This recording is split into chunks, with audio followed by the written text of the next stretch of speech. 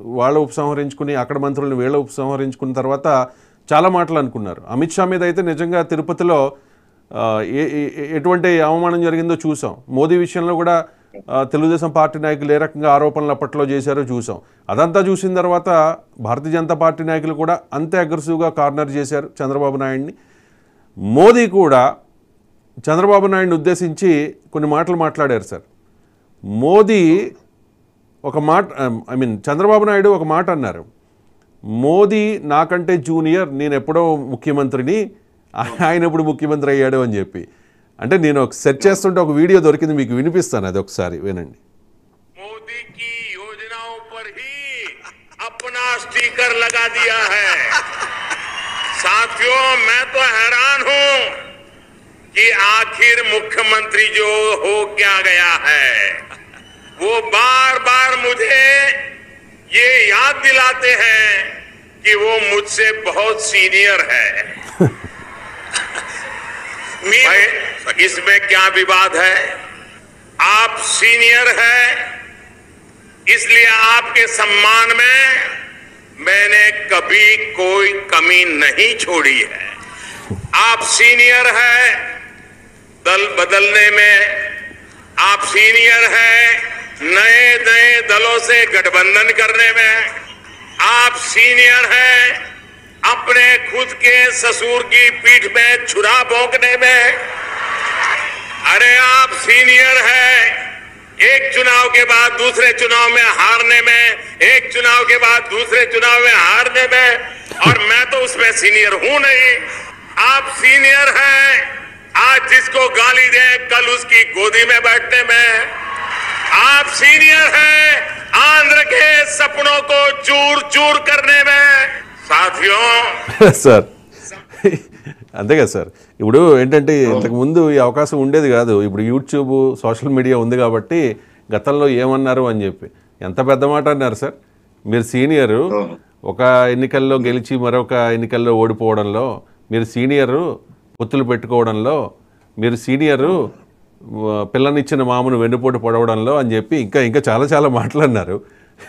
So చెప్పండి sir Krishnaraju గారు. Sir Modi గారు, అమిత్ షా గారు, చంద్రబాబు నాయుడు గారు అంతా చాలా సీనియర్లే, మనకు కాదనట్లేదు. అయితే వీళ్ళు ఆదర్శవంతమైన రాజకీయాలు చేస్తే మనందరూ హర్షిస్తామండి.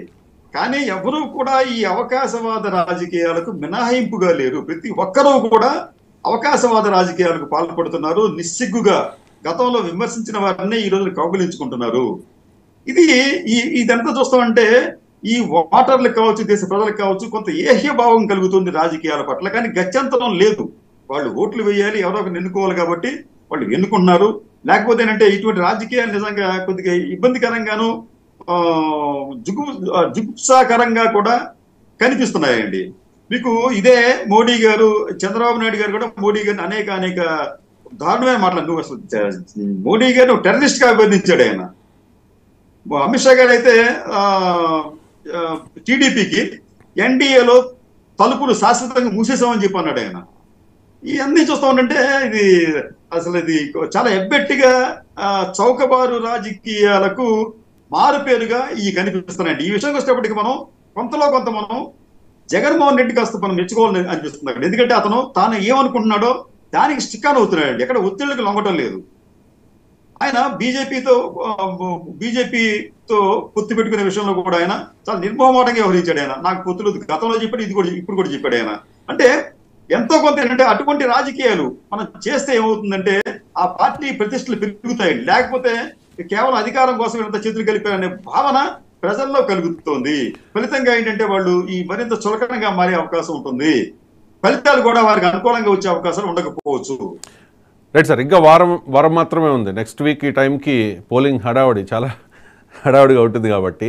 సో ఇప్పటి వరకు ఉన్న అంచనా ఏ రకంగా ఉంది సార్? అంటే ప్రతి సంస్థ కూడా కొన్ని సర్వేలు చేస్తోంది, ఎవరికి నచ్చినట్టు వాళ్ళు చెప్తూ ఉన్నారు. కొన్ని ఫ్యాబ్రికేటెడ్ అని చెప్పి కొంతమంది నచ్చని వాళ్ళు తమకు అనుకూలంగా సర్వే లేకపోతే వాళ్ళు చేస్తున్న విమర్శ, వాళ్ళకి అనుకూలంగా వస్తే ఓకే సూపర్ చాలా బాగుంది ఇది కరెక్ట్ అని చెప్తున్న పరిస్థితి.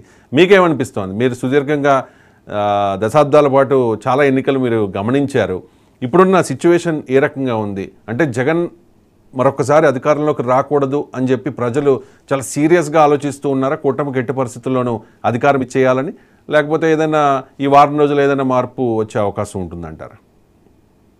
సో ఇక్కడ జరుగుతుంది ఏంటంటే మనకి ఒక కొత్త పరిణామం ఏంటంటే గత 15-20 సంవత్సరాలుగా మిస్ఇన్ఫర్మేషన్ అంటే తప్పుడు ప్రచారాన్ని, అర్ధసత్యాలను, అసత్యాలను బాగా ప్రచారం చేసి ప్రజలను ఒక అయోమయానికి గురి చేస్తున్నారండి. అన్ని రాజకీయ పార్టీలు దానికి